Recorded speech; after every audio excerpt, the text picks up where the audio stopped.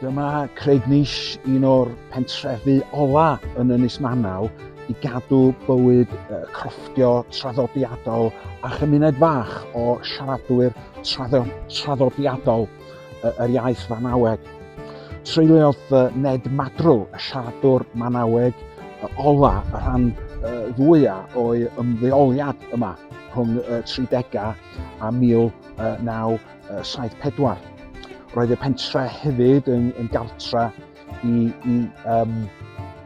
Ned Farahar, siaradwr brodorol a ysgrifennodd lyfrau yn y Fanaweg, a Harry Kelly a adawodd I dŷ I dreftadaeth genedlaethol Ynys Manaw ym 1935, ac felly yn caniatáu i'r pentre cyfan ddod yn amgueddfa werin awyr agored anhygoel fel y mae o rwan. Gallwch grwydro o amgylch amrywiaeth eang o dau gwahanol wedi dodrefnu fel y bydden nhw trwy wahanol gyfnodau a gweld a chlywed am wahanol grefftau traddodiadol o nyddu I waith y go.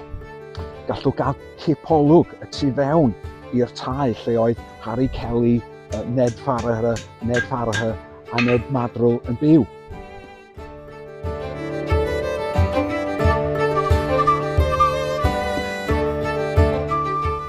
Nid yr amgueddfa werin hon yw ei unig etifeddiaeth heddiw, ond y ffaith bod dros 2000 o bobl yn siarad yr iaith Fanaweg heddiw, dros 200 o boblogaeth yr ynys, a bod yna ysgol gynradd iaith Fanaweg ynghyd ag ysgolion meithrin sy'n defnyddio'r iaith.